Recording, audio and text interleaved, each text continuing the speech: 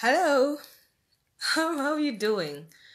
Okay, I'm laughing about other things. How are you doing today? How has the festive season been? I won't lie. To me, it just felt like the past week or so has been feeling like one long weekend. I'm really just trying to get the hang of the dates. Like today is supposed to be Monday. It feels like a Friday or a Saturday for me. But anyways, I'm so excited for 2020. I've titled this, Are You Ready for 2020? Because I know we're just going through this excitement at the end of the year.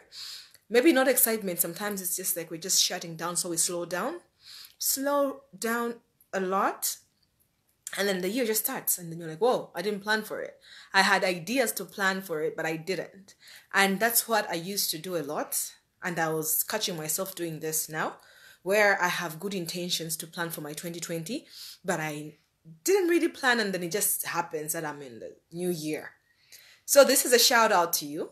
To me, it's just me saying, hey, how you doing? And how are you winding up for 2019? And are you putting your foot forward, your best foot forward for 2020? Are you putting your best foot forward for 2020? One thing that I'm emphasizing on in everything I'm doing is nothing will change unless you change. Actually, it will just be this week. We'll just change the dates to 2020. It will be your same self, your same life, your same choices, your same friendships, your same habits. So if you have goals to lose weight, if you have goals to wake up early, if you have goals to study, there's some challenges you're facing now will be the same unless you make a new resolve right now. And so to help with my resolve, I have been working on a program. Is it a program? It's just a framework for planning. That's what I have been using to plan and prepare for a different 2020. I'm tired of making the same resolve every year. You know, where you write like 10 things that you want. I want a car, I want a house, I want a job, I want money, I want whatever. And then you just go into the year after just putting things down. I don't want that anymore.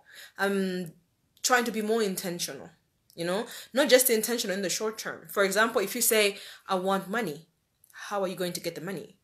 And the means you use to get the money, are they supporting where you want to be in 20 years? You know, so life doesn't have breaks. I know we know that, but for me it's just a realization that life does not have breaks where you're like, okay, in my 20s I did this, now in my 30s let's start again and do something. It just goes on and on and on. And so the habits you had in your 20s, you're carrying them on to your 30s and to your 40s and to your 50s. It just goes on, you know? So you have to really think, all right, if I think I'll be generating money from business, what am I doing in 2020 that is gearing me up to that kind of future? So that's the kind of planning I want to do. Instead of just saying, I want a car, I can get a car, it can be given. I can get a car, it can be from work on a loan. I can get a car, it can be financed by other means. I can get a car from money from my business. It's all getting a car. But what is my ideal way of getting a car? Maybe for me, for example, it's getting a car from my business. So if my business can't get me a car in the short term, what should I do about it? So you're making your goals in light of the future you desire. I call it planning from legacy. Planning from legacy means you have the end in mind. If you're 90, you're old, you're retired, you're done with life, and you look back on your life, what do you see? Don't look and think about what you see right now, but what would be an amazing life? I always start from there. So if you didn't see my videos previously, I'll just do a short recap. Planning for 2020, reviewing on 2019. Start from 1, legacy. What is the legacy you want to leave behind? Like when you sit and think, I want people to remember me by this. What is it? What do you want people to remember you by? Not only people remember you, what would you look back and say, that was amazing. I'm glad I did that. My life made a difference. My life had a purpose. I achieved what I came for. What kind of life would that be? List those things. List them. I said in the area video that list 300 of things, big and small. from the shoes you wear to the impact you have on the world, the impact you have in your community, in your family, to what you do when you wake up, anything, just list everything up. It will help you take your vision and put it down. And sometimes it surprises you. For me, it was surprising me the kind of things I didn't think about. Like, I don't think mostly about what I wear. I was like, but what do I think? If I don't think about what I wear, then that means my wardrobe would just be random. Yeah, so think about things that are deep. Think about things that are shallow. Think about things like, what kind of holidays have you had? If you look back on your life and you're 90 years old, what kind of holidays do you think you'd have gone to? What kind of impact would you make in your community, in your work? What kind of work are you doing? What kind of person are you? Are you happy? Do you look the way you want to look? When you do that and write 300 things of what an epic and amazing life would look like for you, a lifetime, that will help you be clear. And clarity helps you.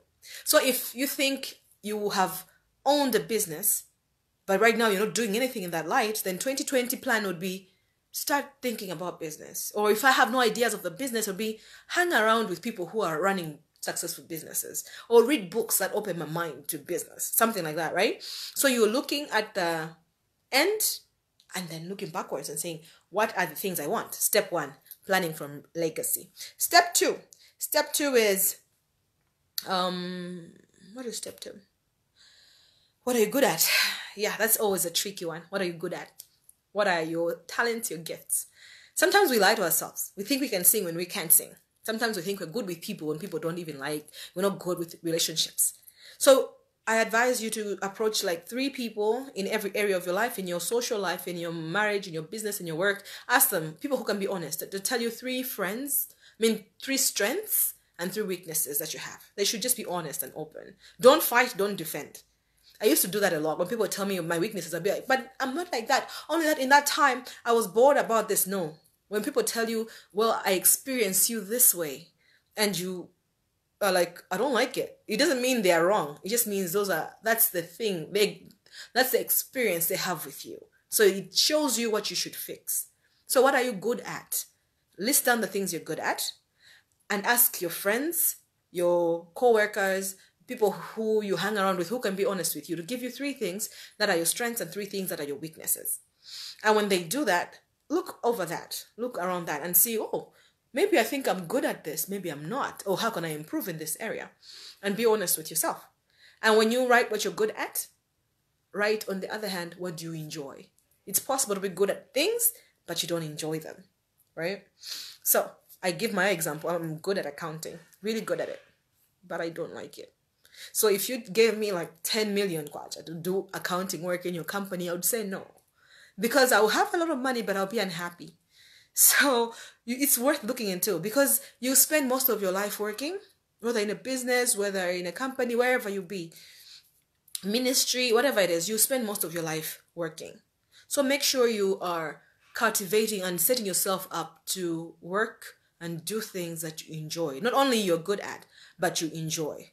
So if you're good at singing, but don't enjoy it, it doesn't mean you have to sing. You know, you might have maybe coach people in singing, or maybe produce music, whatever it is. But write down what you're good at, get feedback from people, and then what do you enjoy? What would you enjoy doing, improving on for the rest of your life? Because even if you're good at something, there's a possibility of improving in it. So that's the second step in my planning process. And the third one is mind work. I call it mind work. Mind work is now, out of all the 300 things you wrote about the things that you think would make an amazing life, now get 10 things that you would want to start with. Things that will affect so many other things. So you might want, maybe I want to travel the world, I want to go study, I want to go do this and that. So many things, right, that you want to do. But you might find that one goal that will move that a lot is maybe getting a promotion at work. You know, so if you get a promotion at work, maybe you can afford travel now. Now you can go do this and that. So I find 10 things that you really are going to focus on. Because the 300 will give you a pattern of the things that you like, or the things that you desire, or the things that excite you. But you can choose 10 that you start with. And those 10 should have a ripple effect across all other things. Yeah, so choose your 10 things. after you analyze your pattern. And in those 10 things, create a vision board. I just discovered vision boards. Okay, I knew about vision boards, but I did my first one this year. And the feelings that were coming to me when I was doing a vision board were strange. I was surprising myself. Why? Because I was scared. I was scared of the things that I desire. You know, if you start being honest with yourself and say, you know what, I think I want to have a private jet. So many thoughts will come into your mind.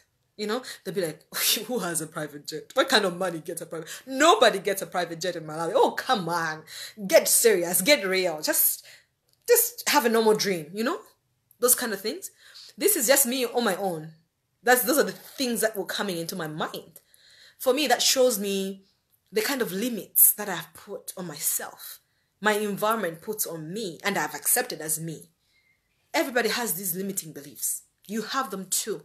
But if you don't shed a light on them and write them down or see them, they'll just be crippling your wings. So you can say, I want a good life, but in actual sense, you believe you don't deserve a good life. So you will sabotage yourself. So create a vision board. After you have chosen the 10 things that you want to focus on, right? Whatever area of life, business, work, ministry, relationships, prayer life, personal life, family, whatever it is, get a vision board. What is simply easy is a board with pictures of your ideal, the things that you're wishing for or wanting. On my vision board, there's a private jet there. There's a hotel I want to build there. There are different things on my vision board. I see myself speaking, preaching Jesus in different arenas, different things. I see myself coaching people to be their best self in different, but you have to see, right? We are visual people. So if I tell you right now that I want a blue dog, what are you saying? Right? In your mind, you will see a blue dog. So we are visual creatures. And when we just say in our hearts, I want to maybe study at Harvard, for example, and you just keep quiet about it, you know, you can easily put it at the back of your mind. You can easily get scared and not think about it again. But take a picture of Harvard, put it on your board. I want to have children, like 4 children. Cut a picture of 4 children, like whatever children, put them on your board. I want to be CEO. Cut a picture of the picture of the office you want to have as a CEO. I want to work in a multinational company. Cut their logo, put it on your vision board. The vision board is just taking your dreams, the things that you're going to focus on, and putting them right there in front of you on a board so that you can spend time. And the habit I'm building is spend 10 minutes every day at the start of your day and at the end of your day to just look at it in a meditative state. Not look at it and say, "Ooh, yeah," but look at it and just look at it and meditate on these visions that you have, these plans that you have. Just see yourself doing it. See yourself attaining them. See yourself like in that office or in that class or preaching that sermon. See yourself and just use your imagination and focus. What happens is, what I've noticed with myself is the fear started going away. When I put a private jet on my vision board, I used to laugh at it or be freaked out by it. And then over time, I'd look at it and think, wow, you know? So sometimes I go on Pinterest. That's one of my favorite apps. I look at insides of private jets and I look at that and think, this is good. This is good. Like, it's not strange to me anymore. I'm making myself familiar with the kind of success I'm looking for. This doesn't have to be for material things only. It can be for anything. The kind of family, the kind of spiritual life you want to have, or you want to heal people as a Christian who believes in healing. Go somewhere, like put that there. Vision yourself in a hospital, just laying hands on people. Wherever it is, just, you have to use your mind. It's a tool God gave us. Use your mind to see it. And then the fear starts going away. And it starts becoming normal. Your heart stops beating fast when you think about those scary dreams. So create a vision board and create a habit. 10 minutes at the start of your day and 10 minutes at the end of your day. Be quiet and meditatively look at it and think about the feelings that you feel when you see these things and embrace those feelings. And for me, I pray. I just worship God for it. I say, thank you, Father, for I can do all things through Christ to give me. Like, thank you, Father, for this. All these things are possible. Thank you, Father, for you've given me the ability to dream these things, even to think and desire these things. I know you have a plan for these things. Do that. It helps. Before you know it, you're having opportunity to meet people who have achieved those things. Then you're talking to them, asking them questions, and before you know it, they're like, hey, come see my business, or come whatever. Just build that, and it's you believing in your dreams and you embracing your dreams, and then opportunities start flowing through. Yeah, and that's you build your vision board, and then with your vision board, like I said, when I was looking at my vision board, I was having fear, different fears and different commentaries in my head. You can't, it's not possible, whatever, different things. So when you're doing this process, you discover limiting beliefs. When you tell yourself, when you think in a big way, in a way that you have never thought of before. Let's say, what do you want your life to be about? You're planning in a way that is not normal, like just listing things. You're planning in a grander fashion. You will discover things that scare you. Don't think that is you. Like for me, when I post some of the things that come is like, nobody does these things. Nobody dreams like this. What's your problem? Like in the past, I'd think, oh, it's just me thinking. But right now I realize, no, that's not me. Those are limiting beliefs. That's a devil in my head. Get out. You know? Then I develop affirmations. You know? So if you look in the mirror and you see, you're just ugly, good for nothing, whatever. No, take a verse. Put it there. No. I am fearfully and wonderfully made. When it says in your head, oh, you're just weak, you can't lose weight. Nobody in your family loses weight. Say it. No, I can do all things through Christ who strengthens me. I have strength. I am the wisdom of God. I am successful. Say things, affirmations that defeat the limiting beliefs in your head.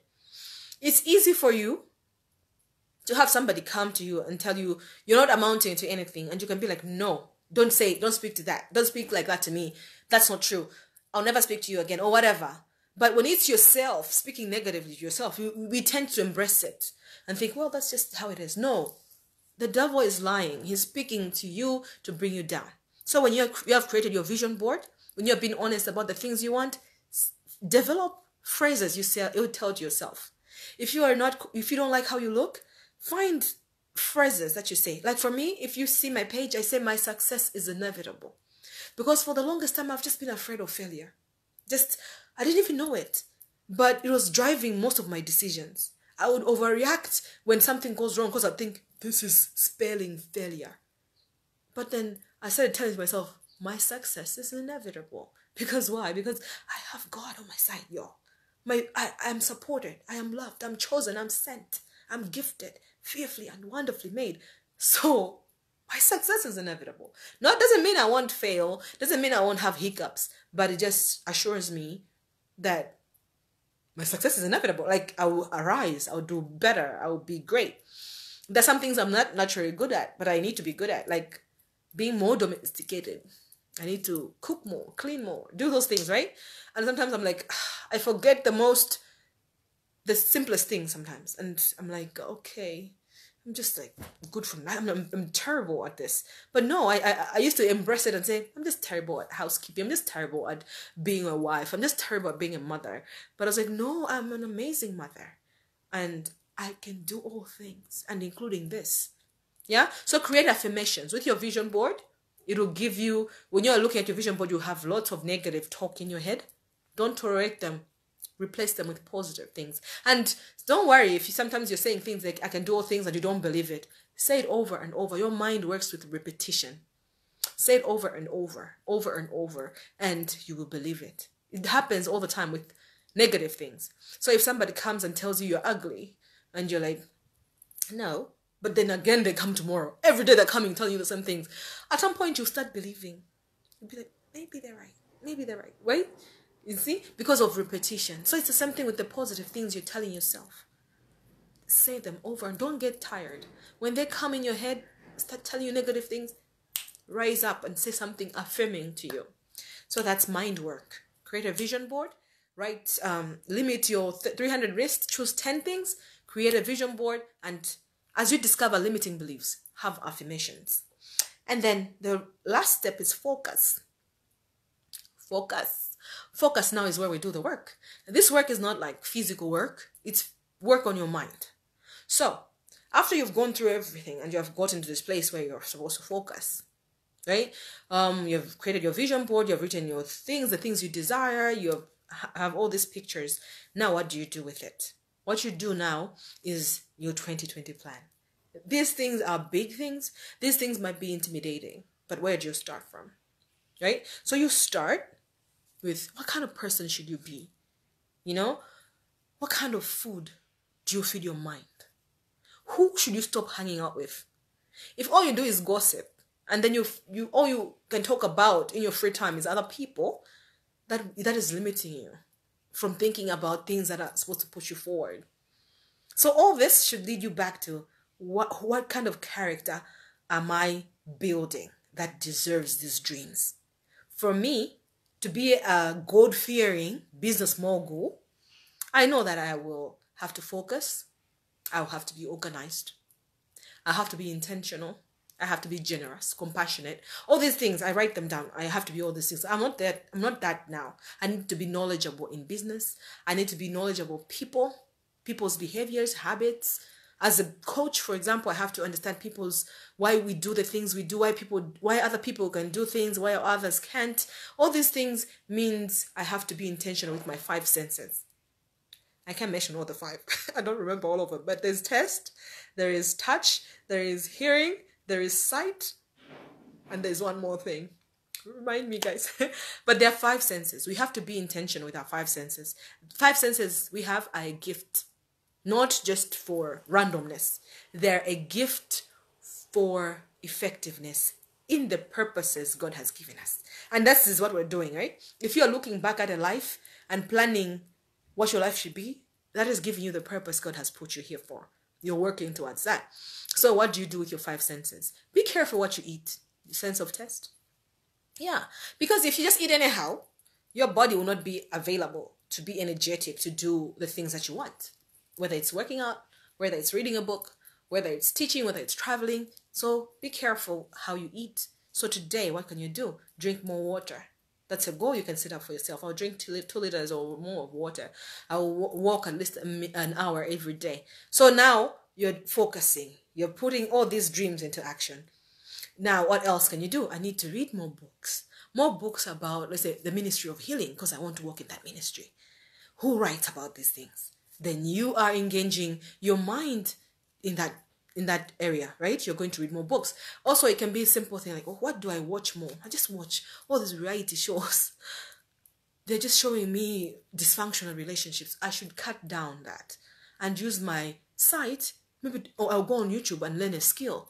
I'll go on YouTube and watch a teaching. I'll watch how to make money with sewing or whatever interest you have. Use your sight, right? And then, what other senses there? But basically, all your 5 senses, engage them to draw you closer to the things you want to do. So mind your time, who you're hanging out with. Mind your friendships. Mind where you spend the most time with. Even family sometimes. You find that the most negative people can be your family. So instead of spending 6 hours with them over the weekend, you can trim it to like, I'll spend 2 hours. I'm not saying stop loving them, but you're building something.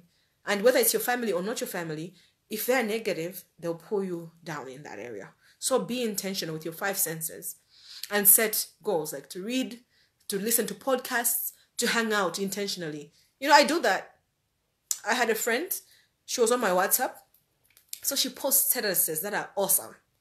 She wasn't my friend, but she was posting things that I liked. I was like, I like how she thinks. Her opinions, I liked them. And I just told her, let's hang out. And we went, hung out. And she's one of the closest people right now. I love hanging out with her. And she thinks differently. You know, why did I do that? Because I was thinking, you know what? I want to surround myself with believers, people who believe, people who are going somewhere, people who are intentional, because that's what I want to do with my life, right?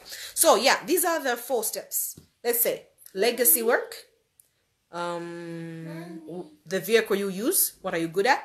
Mind work, creating a vision board and focusing. It's the 4th one. Focusing. I'll post a framework I developed that just puts this planning process, which I'm doing. I'll post it so you can get a look at it, share it, and give me your thoughts on it.